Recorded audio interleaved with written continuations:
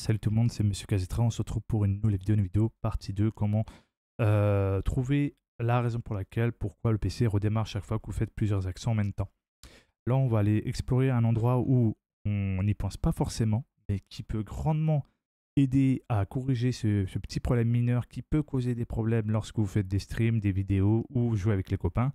Ou même encore si vous attendez un copain sur votre jeu en même temps que vous êtes sur Internet à côté et que d'un coup votre PC redémarre.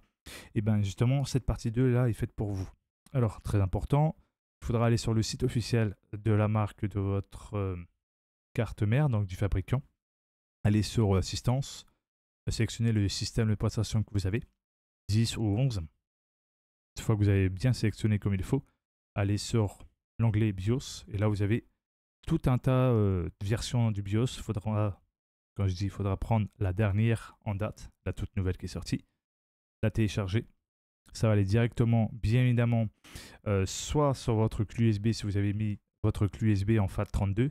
Très important de la formater, la clé USB, pour vraiment être sûr qu'il soit en FAT32. Par exemple, ça se fait ici, formater, et il faudra mettre en FAT32. Normalement, vous devrez voir des vidéos pour expliquer en détail. Si par exemple vos galères. Là, je vous explique juste à demi-mot comment il faut faire pour mettre à jour votre BIOS.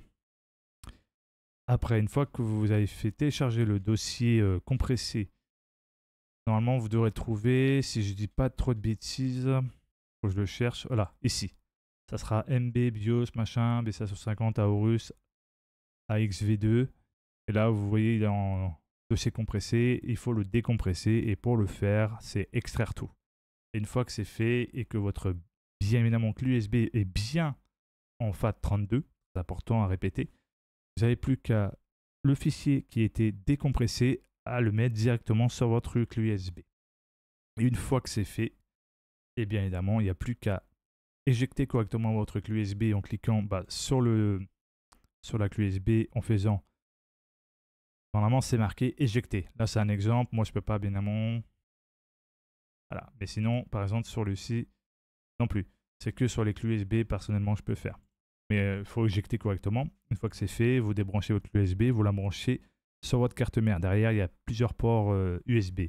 USB 3.0 ou 2.0. Vous mettez n'importe lequel. Tant qu'il y a encore un port USB disponible. Après, vous redémarrez votre PC. Vous appuyez sur la touche Sup ou F11 ou F12. Ça dépend les touches qui sont prédéfinies selon les fabricants. Pour aller directement au BIOS de votre carte mère, aller directement sur QFlash, c'est là où se trouve. Et bien évidemment, une fois que vous avez fait tout correctement, ça va bien évidemment, vous cliquez sur votre clé USB, et vous allez voir le dossier machin version de votre BIOS. Si ça se fait correctement et ça, bien évidemment, ça vous demande de demander si vous le faites oui ou non. Vous faites oui.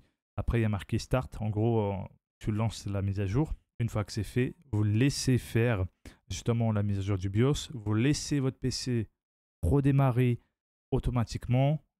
Une fois que la mise à jour est finie, il y aura 3 secondes.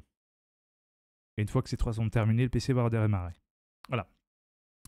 Une fois que c'est fait, vous allez voir votre session Windows. En gros, il faudra connecter, etc.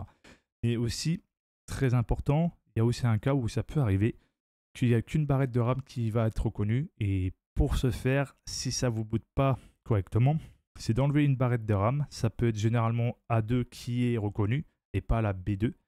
Et si ce n'est pas la B2, enlevez la B2 une fois que vous avez bien éteint votre ordinateur. Très important. Et une fois que vous avez retiré, vous n'avez plus qu'à redémarrer votre PC. Et normalement, ça va booter avec le logo de votre carte mère. Une fois que c'est fait, vous n'avez plus qu'à, bien évidemment, important, quand vous voyez le logo de votre carte mère, de spammer sur la touche pour revenir sur le BIOS, d'activer le XMP, de mettre la langue de votre carte mère en français, après d'aller sur l'onglet où il faut aller sauvegarder et quitter. Une fois que vous avez bien sauvegardé, vous attendez qu'il se redémarre, tout simplement, avec bien évidemment le logo de la carte mère et que ça affiche directement votre session Windows. Une fois que c'est fait, vous faites arrêter l'ordinateur et vous remettez, par exemple, votre RAM à B2. Une fois que vous avez bien replacé votre RAM dans le slot correctement et que ça c'est bien clipsé d'en haut en bas du slot, c'est que vous avez bien installé votre RAM. Une fois c'est fait, vous n'avez plus que lancer. Et là, votre PC va se lancer tranquille. Et vous verrez qu'après, il n'y a plus qu'à vous connecter à votre session Windows et vous regardez dans les gestionnaires de tâches si le XMP est bien activé avec le taux, bien évidemment. Par exemple, selon les DDR4, ça peut être du 3200 comme 3600. Si vous voyez que si par exemple vous avez DDR4 Corsair Vengeance 3200, ça va afficher 3200 avec les deux barrettes de RAM ensemble. Et ça vous fait 32 Go de RAM si vous avez deux barrettes de 16. Et si deux barrettes de 8, ça vous fera 16. Voilà, c'est un exemple. Une fois que c'est bien reconnu tout ça, vous pouvez bien évidemment vous concentrer sur les pilotes, sur le site du fabricant, mettre à jour le chipset, donc l'installer. Une fois que c'est fait, comme j'ai montré dans la première vidéo, une fois que vous avez bien installé le chipset de la dernière version, ok. Après, vous pouvez mettre mise à jour la carte réseau, vous l'installez, et puis voilà. Une fois que vous avez tout fait correctement, vous n'avez plus qu'à redémarrer pour vérifier que ça s'est bien installé. Aussi, la carte graphique, pensez à la mettre à jour aussi, parce qu'elle a ses drivers aussi. Donc, driver game pour les jeux vidéo. Une fois que vous avez tout mis à jour correctement, carte graphique, bien évidemment, le chipset, votre carte réseau, une fois que vous avez mis à jour votre BIOS à côté et que vous voulez tout réinstaller, vous n'avez plus qu'à installer chipset, carte réseau et bien évidemment aussi votre driver de votre carte graphique si vous n'avez pas mis à jour depuis un sacré moment.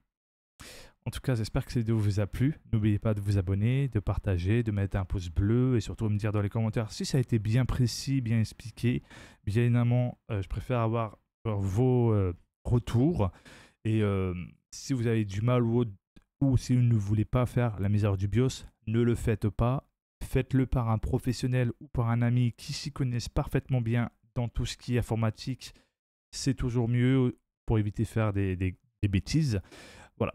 En tout cas, je vous dis à la prochaine. Prenez soin de vous. C'était M. Kazetra. On se retrouvera pour, bien évidemment, des live streams ou des vidéos sur Call of Duty ou sur Black Ops 6 avec le mode zombie. En tout cas, j'ai très très hâte de vous faire découvrir le mode zombie, voir si ça a été bien respecté, le côté classique.